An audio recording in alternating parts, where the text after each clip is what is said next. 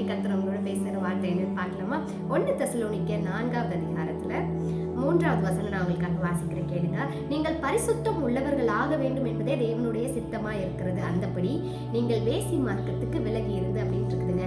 தேவனுடைய சித்தம் முதலாவது நீங்க நினைக்கலாம், நான் நல்ல வேலையில இருக்கணும், நான் நல்ல ஆசீர்வாதமாக இருக்கணும், நான் நல்ல திருமண வாழ்க்கையில நான் நிலைத்து இருக்கணும், நல்லா சம்பாதிக்கணும் அப்படின்னு சொல்லி அதுதான் தேவனுடைய சித்தமா இருக்கணும், நான் நல்லா ஊழியம் செய்யணும்ன்றது தேவனுடைய சித்தமா இருக்குது அப்படின்னு சொல்லி நீங்க நினைக்கிறீங்க. ஆனா முதன்மையாக உங்க மேல இருக்க தெய்வ சித்தம் என்ன தெரியுமாங்க? நீங்க பரிசுத்தமாக வாழுவதுதான் தெய்வ சித்தம்ங்க.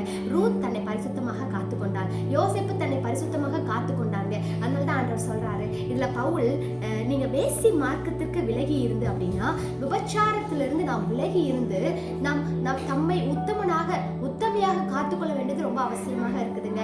நீங்க விபச்சாரம் வேசித்தனம்னதும் நாம ஒரு ஆக்ஷனா ஒரு செயல் மூலமா ஒரு காரியத்தை பண்ணுகிறது மாத்திரம் விபச்சாரம் இல்லைங்க. நம்முடைய கண்ணால பார்க்கிறது, நம் வாயால பேசுறது, காதால கேட்கிறது, இது எல்லாமே பாவத்திற்கு நேராக எதெல்லாம் நம்மளை வழி நடத்துகிறதோ, எதெல்லாம் உங்களுக்கு இது தீமையான காரியம் சொல்லி உங்களோட உள்ளத்துல தோணி இல்லையா, இது எல்லாமே வேசித்தனம் தான் பைபிள் சொல்லுதுங்க. அதனால இன்றைக்கே ஒருவேளை அப்படிப்பட்ட காரியத்தை என்னால வெளியே வரவே முடியலன்னு சொல்லி ரொம்ப கஷ்டப்படுறீங்களா? நிச்சயமாக கர்த்தர் உங்களுக்கு அதுல இருந்து ஒரு நிச்சயமான விடுதலை தருவார். இந்த வசனத்துல தேவனை அறியாத அஞ்ஞானிகளை போல மோக இச்சைக்கு உட்படாமல், அப்ப மோக இச்சைக்கு உட்படுறவங்க யாரு அப்படின்னா தேவனை அறியாதவர்கள்.